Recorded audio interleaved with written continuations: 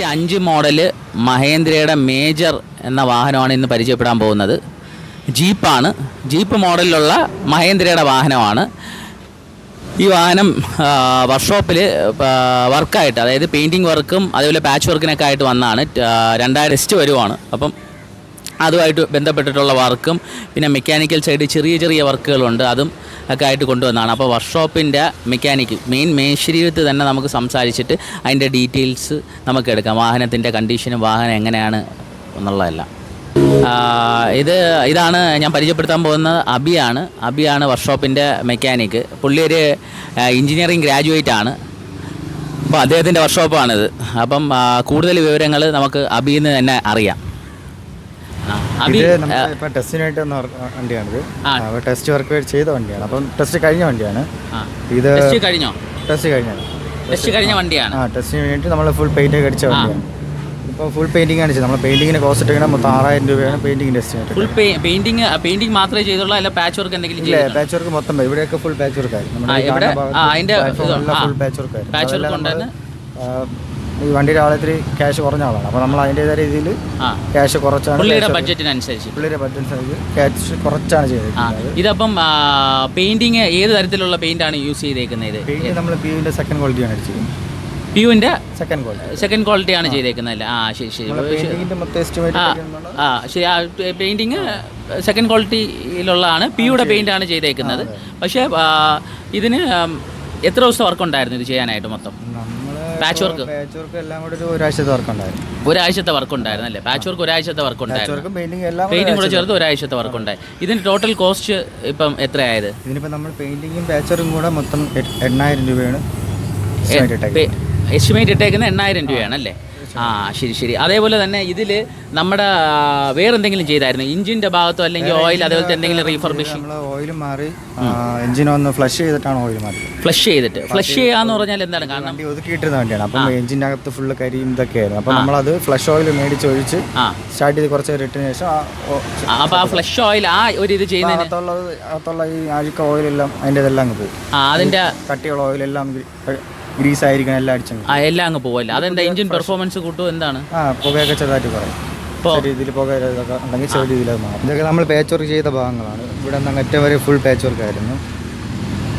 അവിടെ വരെ patch work ചെയ്തിട്ടുണ്ട്. എല്ലാം ഇതാണ്. പിന്നെ അണ്ടർബോഡി സെപ്പറേറ്റ് ആണ്. നമ്മളത് അണ്ടർബോഡി ചെയ്യുന്നതിന് എത്രയായി? അണ്ടർബോഡി പെയിന്റ് ലേബർ എല്ലാം കൂടെ 1500. അണ്ടർബോഡി പെയിന്റ് എന്താണ് ഉപയോഗിച്ചത്? ഏത് പെയിന്റ് ആണ്? നമ്മൾ 3M-ൻ്റെ ആണ്. 3M എന്താ ഉപയോഗിക്കാൻ കാരണം? അണ്ടർബോഡി കിടക്കും.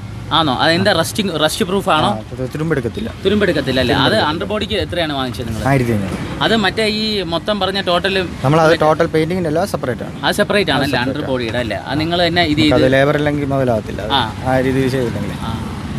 നിങ്ങളുടെ ഈ വാഹനം ഓടിക്കാൻ എങ്ങനെയുണ്ട്? ഈ വാഹനം പഴയ ജീപ്പ് ഓട്ടിക്കിനെക്കാട്ടി കുറച്ചുകൂടെ വ്യത്യാസമുണ്ട്. ഓട്ടിക്കാൻ നമുക്ക് കുറച്ച് പവറൊക്കെ കൂടുതലുണ്ട്. കാരണം ടർബോ എഞ്ചിനാണ് വരുന്നത്. അല്ല, ഇപ്പോൾ ഒരു മെക്കാനിക്കൽ സൈഡ് കാരണം ഒരു മെക്കാനിക് എന്ന രീതിയിൽ ഈ വാഹനം ഇപ്പോൾ ഒരാൾ പ്രിഫർ ചെയ്യുവാണെങ്കിൽ ഈ വാഹനം പ്രിഫർ ചെയ്യുമോ?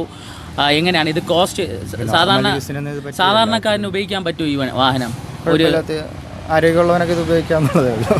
അതല്ല, മെയിൻ്റനൻസ് എത്ര രൂപ വരും? അതായത് ഒരു പീരിയോഡിക്കൽ സർവീസ്, പീരിയോഡിക്കൽ ഇപ്പോൾ ഒരു 5000 കിലോമീറ്ററിലെ സർവീസിന് എത്ര രൂപ വരുമായിരിക്കും ടോട്ടൽ? ഇതിൻ്റെ കിലോമീറ്ററിന്റെ സർവീസ് അല്ല ഇത്. അപ്പോൾ 10000 കിലോമീറ്ററിന്റെ സർവീസിന് എത്ര രൂപ? പീരിയോഡിക് സർവീസ് ആയിട്ട് ചെയ്യാറില്ല. അല്ല, എങ്കിലും ഒരു നോർമൽ സർവീസിന് എത്ര വരും? നോർമൽ സർവീസിന് ഓയിലിന് 1500 രൂപ വരുന്നുണ്ട്. ഓയിൽ ഫിൽറ്ററിനും ഏകദേശം 200 രൂപ. പിന്നെ നമ്മുടെ ലേബർ അതേ ഉള്ളൂ. അത് മാത്രം നോർമലി ചെയ്താൽ മതി. പിന്നെ ബാക്കി വീലിന്റെ ലൈനറൊക്കെ അത് ബാക്കി ബ്രേക്ക് ലൈനർ അതേപോലത്തെ കാര്യങ്ങളല്ലേ? മേജർ സർവീസ് എത്രയാവും? മേജർ സർവീസ് എന്ന് പറഞ്ഞാൽ പണിയതനുസരിച്ച്. ഇതിന് മൈലേജ് ഏകദേശം എത്ര ഉണ്ടാവും? അതിൻ്റെ നമ്മൾ നോക്കിയിട്ടില്ല. നമ്മൾ യൂസ് ചെയ്യാൻ വണ്ടി അല്ലാത്തതുകൊണ്ട് കസ്റ്റമറിൻ്റെ എങ്കിലും ഓടിക്കാൻ ഏത് കംഫർട്ടബിൾ? അതിൻ്റെ സസ്പെൻഷനും കാര്യങ്ങളൊക്കെ ഒരു മെക്കാനിക്കൽ സൈഡ് നോക്കുമ്പോൾ എങ്ങനെയാണ് അതിൻ്റെ പണിയൊക്കെ എളുപ്പത്തിൽ ചെയ്യാൻ പറ്റുന്നതാണോ? മഹേന്ദ്രയുടെ വാഹനമാണ്. ഇപ്പം മഹേന്ദ്രയുടെ വാഹനം താറിനൊക്കെ ഇങ്ങനെ പല പ്രശ്നങ്ങളും പറയുന്നുണ്ട്. അപ്പോൾ അതുകൊണ്ടാണ് ഞാൻ പഴയ സസ്പെൻഷൻ പുതിയ സ്റ്റഡ് ടൈപ്പാണ് വരുന്നത്. എല്ലാം പഴയ പ്ലേറ്റിംഗ് ആയതുകൊണ്ട് അതിൻ്റെതായ വ്യത്യാസം. ഓട് ചേർന്ന് വരുന്ന എയർ ഫിൽറ്റർ വിസിബിൾ ആയിട്ടുള്ള, അതേപോലെ തന്നെ ഫ്രണ്ട് ഷാസിയും ബമ്പറിനോടും ചേർന്ന് വരുന്ന മഹീന്ദ്രയുടെ logo, side wheel arch black കളറിലുള്ള മഹീന്ദ്ര മേജറിൻ്റെ പ്രത്യേകതകളാണിത്. 2004 തൊട്ട് 2009 2010 വരെയുള്ള മോഡലായിരുന്നു. 10 ഡിസ്കണ്ടിന്യൂ ചെയ്തു. അതിനുശേഷം താർ ആണ് ഇറക്കിയത്. 2523 cc വരുന്ന വാഹനമാണ്. ഇൻറ്റീരിയറിലൊന്നും കാര്യമായിട്ടുള്ള മാറ്റം വരുത്തിയിട്ടില്ല. ഇൻറ്റീരിയറിൽ മീറ്റർ കൺസോൾ ആണെങ്കിൽ പഴയതുപോലെ തന്നെയാണ്, പക്ഷേ ബ്ലാക്ക് ഷെയ്ഡ് കൊടുത്തിട്ടുണ്ട്. അതേപോലെ തന്നെ സ്റ്റോറേജ് സ്പേസും ബ്ലാക്ക് ഷെയ്ഡാണ് കൊടുത്തേക്കുന്നത്. വീലാർച്ച് ഇത്ര വലുതാവാൻ കാരണം ടയർ പ്രൊജക്റ്റ് ചെയ്തിരിക്കാതിരിക്കാനാണ്. മെറ്റൽ ഫുട് സ്റ്റെപ്പാണ് കൊടുത്തേക്കുന്നത്. അതൊരു പൈപ്പ് മോഡലിലാണ് കൊടുത്തേക്കുന്നത്. 616 ടയറാണ് വന്നേക്കുന്നത്. 215/65 ആണ് വന്നേക്കുന്നത്. വലിയ ടൈപ്പ് ടയേഴ്സ് തന്നെയാണ് വന്നേക്കുന്നത്. പിന്നെ സസ്പെൻഷൻ പഴയ മോഡലുള്ള സസ്പെൻഷൻ തന്നെയാണ്. പ്ലേറ്റ് ആണ് വന്നേക്കുന്നത്.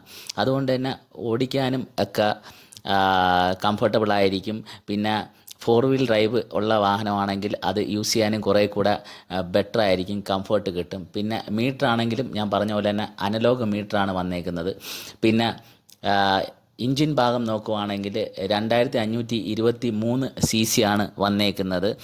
63 HP അറ്റ് 3200 RPM ആണ് power. Torque 176.5 Nm at 1500 RPM ആണ് ടോർക്ക്. ടെർബോ എഞ്ചിനാണ് വാഹനത്തിനുള്ളത്. അതുകൊണ്ട് തന്നെ മെയിൻ്റനൻസ് കുറവാണ്. പഴയ ജീപ്പിൽ നിന്ന് മഹീന്ദ്ര മേജറിന് പെർഫോമൻസ് വൈസും നല്ല പെർഫോമൻസ് ആണ്. ആക്സിലിൻ്റെ പണി അതേപോലത്തെ കുറവാണ്. കാരണം വലിയ ആക്സിലാണ് ഈ വാഹനത്തിൽ വന്നേക്കുന്ന മേജറിൽ.